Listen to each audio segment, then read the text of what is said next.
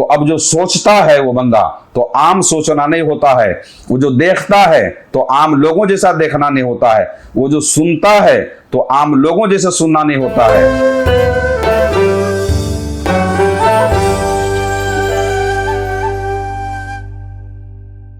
بسم اللہ الرحمن الرحیم۔ اللہم صلی وسلم علی سیدنا محمد وعلی آل سیدنا محمد کما تحب و ترضی بان تصلی علیہ صلی اللہ تعالی علیہ وسلم۔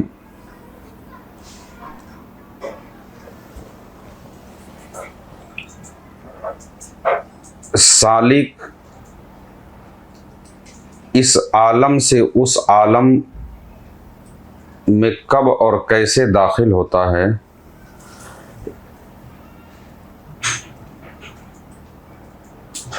عالم ناسوت میں ہو کر کے بھی وہ ملکوتی خبریں کیسے پا لیتا ہے؟ ظاہر ہو کر کے بھی باطن کے علوم سے کیسے واقف ہو جاتا ہے؟ ان خبروں سے کیسے یہ ان خبروں کو کس طریقے سے جان لیتا ہے؟ وہ کیا وجہ ہے کہ بندہ عام سے خاص ہو جاتا ہے؟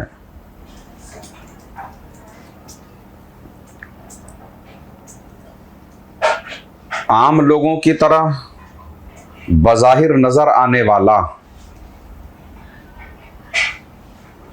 آنکھیں بند کر کے دور و نزدیک اور پردے کی پیچھے کی بھی خبریں دینا شروع کر دیتا ہے۔ اس کی وجوہات کیا ہوتی، کس طریقے سے ہوتا ہے؟ تو آپ یوں سمجھ لیجئے کہ جب انسان کا نفس، ہماری جو نفس ہے،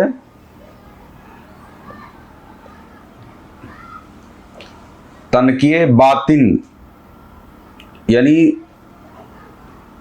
نفس جو ہے تمام طرح کی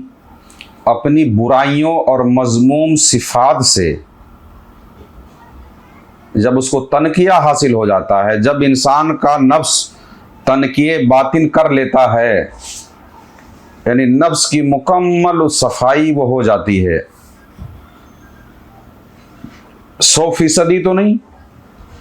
مگر کافی حد تک کہ جب نفس جو ہے تنقیہ باطن کر لیتا ہے، نفس کسی کی جب تنقیہ باطن ہو جاتی ہے،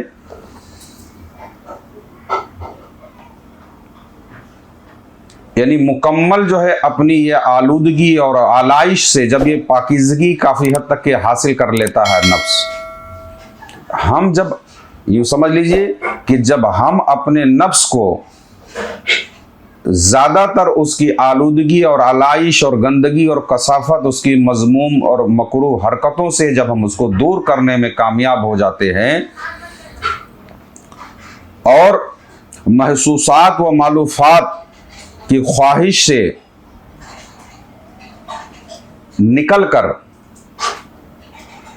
استغراق ذکر کی جب نعمت ہم کو حاصل ہو جاتی ہے، یعنی نفس کی تمام طرح کی مذموم اور مکروہ ناپسندیدہ جو اس کے خواہشات ہیں، اس سے چھٹکارا حاصل کر کے، تنقیہ حاصل کر کے، پھر کیا ہونا؟ استغراق ذکر، جب بندہ ذکر میں مستغرق ہو جاتا ہے اور حضوری کی نعمت سے مشرف ہو جاتا ہے، یعنی ہر وقت وہ بارگاہ میں حاضر ہی رہتا، تو اس کے نتیجے میں یہ ہونے کے بعد، یعنی تنقیہ نفس ہونے کے بعد، اب بندہ جب ذکر میں مستغرق ہو جاتا ہے، ذکر اللہ کے اندر، جیسے کچھ بچوں کو یا اکثر مریدین کو کثرت سے ذکر کرنے کا جو ہم حکم دیتے ہیں، اللہ کا بھی حکم یہی ہے، اللہ کے حکم کو ہی ہم لوگوں تک پہنچا رہے، جو تعلیمات صوفیہ میں سے ہے، جس کی آج صوفیہ کی اصطلاح میں پاس انفاس کہتے ہیں، یعنی ہر وقت اللہ کے ذکر میں اپنے آپ کو بندہ جب مستغرق کر لیتا، اس میں ڈوب جاتا ہے، تو اس کے نتیجے میں ہماری روحانیت سے خاص نسبت اور ایک ربط پیدا ہو جاتا ہے، یعنی یہ ہونے کے بعد ہمارے اندر جو روح ہے اس سے ہمیں ایک خاص نسبت اور ایک خاص ربط پیدا ہو جاتا ہے. بات سمجھ میں آ رہی ہے؟ تو اس نسبت سے تنقیہ نفس ہونے کے بعد نفس کی تمام طرح کی خواہشات، اکثر آپ لوگوں نے دیکھا ہے کہ بڑے بڑے لباس پہنے ہوئے لوگ، یا ہم خود اسی میں شامل ہیں، ہر وقت نفس کی ہی پیروی میں لگے ہوئے ہوتے ہیں. کوئی بھی خیر کا کام اگر کرنے جا رہے ہیں تو اس میں بھی ہماری نفس شامل ہے. نماز فرض عبادتوں میں سے ہے، عبادات میں سے ہے نا، اس میں بھی نفس ہماری شامل ہے. تمام طرح کے عبادات نفس امارہ عوام کو الگ طریقے سے، خواص کو الگ طریقے سے، ہے نا. جو نفس ایک ایسی شریر بلا ہے جو جیسا مریض ہے اس کے ساتھ ویسا مرض اس نے لگا کے رکھی ہے نا.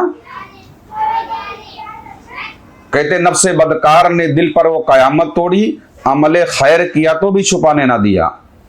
کسی کے اندر ریا، کسی کے اندر قبر، کسی کے اندر انا، کسی کے اندر حسد، یہ طرح طرح کے اس کے جو کئی طرح کے اوصاف ہیں، رذیل اوصاف، ان سے تنقیہ حاصل کرنے کے بعد، ان تمام خواہشات پر کامیابی جیت حاصل کرنے کے بعد بندہ جب آگے بڑھ کر استغراق ذکر، جب یعنی ذکر اللہ کے اندر، اللہ کے ذکر میں جب مکمل وہ اپنے آپ کو غرق کر دیتا، محو کر دیتا ہے، ایسی صورت میں یہ ہونے کے بعد روح سے ہمارا خاص نسبت اور ربط پیدا ہو جاتا ہے. اور روح سے جب یہ استغراق ذکر کے بعد جب ایک خاص نسبت، ایک خاص روحانیت آ جاتی ہے، یہ آنے کے بعد جو ہے، یہ روحانیت بڑھنے کے بعد ہمارا دل ہو جاتا روشن. کیا ہو جاتا ہے؟ دل کے اندر روشنی کا مکمل انبار، ہمارا قلب جو ہے منبع روشنی بن جاتا ہے، منبع نور بن جاتا ہے. تمام طرح کی روشنیاں اب یہاں پہ ذخیرہ ہونا شروع ہو جاتی ہیں. یہ دو مراحل سے گزرنے کے بعد تنقیہ نفس اور استغراق ذکر. اب ذکر کی تجلی ہے نا. ایک مثال لے لیجئے کہ لا الہ الا اللہ ہم نفی کا ذکر کرتے ہیں پاس انفاس میں، تو اب بار بار اس کی تکرار سے، بار بار تکرار سے اس کا جو نور ہے، اس ذکر کے نور جو ہے، اس ذکر کے نور سے ہمارا دل جو ہے منور و مجلہ ہو جاتا ہے. اب یہ روشنی اتنی بڑھتی ہے، یہ روشنی اتنی زیادہ بڑھ جاتی ہے کہ ہر سرخ اور سیاہ اندھیرے میں یا اجالے میں، دور ہو یا قریب، جتنی بھی اشیاء ہے اس روشنی سے کے رینج میں آ جاتی ہے. اب یہ روشنی جتنی ہی بڑھنا شروع ہو جائے گی، جتنی ہی زیادہ یہ روشنی پھیلے گی، اتنی ہی زیادہ آپ کے کیا نام ہے بصارت کی جو قوت ہے وہ بڑھتی چلی جائے گی. یہ آپ کے قلب کی روشنی اور ذکر اللہ کی کثرت ذکر اللہ، استغراق ذکر سے یہ ساری چیزیں حاصل ہونا شروع ہوتی ہے. اب جتنے ہی زیادہ آپ ذکر کریں گے اتنی یہ روشنی بڑھنا شروع ہوگی. جتنی یہ روشنی بڑھے گی، جیسے اندھیرے میں آپ سمجھ لیجئے کہ چراغ کا لو چھوٹا ہو تو چھوٹے دائرے تک روشنی رہے گی، لو بڑی ہو اور دور تک رہے گی. اب حسب بڑھتے چلے جائیے آپ، جتنے ہی وہ بڑھنا شروع ہوگا اس کی روشنی کا دائرہ بڑھنا شروع ہو جائے گا. اس صورت میں تو وہ پھر بندہ معرفت الہی پھر حاصل کرنا شروع کیسے کرتا ہے؟ یعنی جب یہ روشنی، ذکر کی روشنی سے ہمارا قلب جب روشن ہو جاتا ہے، منور ہو جاتا ہے، مجلہ ہو جاتا ہے، تو اس نور سے ذات حق کا مشاہدہ سالک کرنا شروع کر دیتا ہے. بات سمجھ آ رہی ہے؟ جو ورفا ہے، عارفین صوفیہ ہیں، جب یہ قلب کی روشنی بڑھی تو اسی روشنی سے، اسی کے نور کے روشنی سے ہم ذات حق کا مشاہدہ کرنا شروع کر دیتے ہیں. اور احکام الہی سے، اللہ کے حکم سے، اللہ کے جو ارادے ہیں، اس کا جو علم ہے نا، اس کی ذات کی صفات کی، چونکہ بندے کے روح سے اس کا ڈائریکٹ تعلق ہے، تو روح کے اندر وہ جو علم موجود ہے وہ بندے پر منکشف ہونا شروع ہو جاتا ہے. سمجھ میں آیا؟ تنقیہ نفس، استغراق ذکر، اس ذکر کے روشنی کا ذخیرہ ہمارے قلب کے اندر ہونا، اور قلب ایک بلب کی طرح ہے، اس کی روشنی جب بڑھے تو اسی علم کی روشنی میں بندہ ذات حق تعالیٰ کا مشاہدہ کرتا ہے اور احکام الہی سے،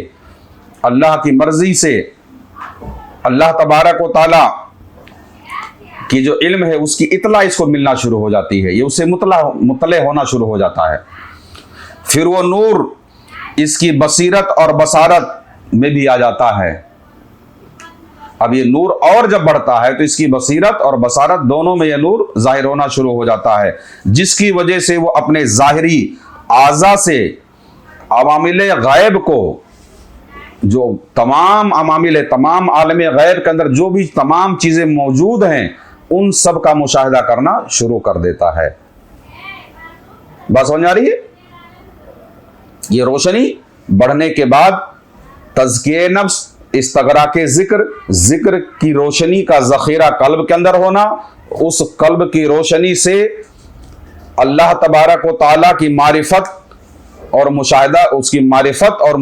معرفت الہی حاصل ہونا، اس سے مشاہدہ الہی ہونا۔ اس کے بعد اللہ تبارک و تعالیٰ کے علم کی جو چیزیں ہیں وہ ڈائریکٹلی روح سے حاصل بندہ کرنا شروع کر دیتا ہے، اور یہ جیسے جیسے بڑھنا شروع ہوتی ہے یہاں تک کہ تمام اعضاء میں یہ نور جو ہے پھیل جاتا ہے، زبان میں، آنکھ میں، کان میں، قلب تو اسے روشن ہی ہے، تو تمام اعضائے بدن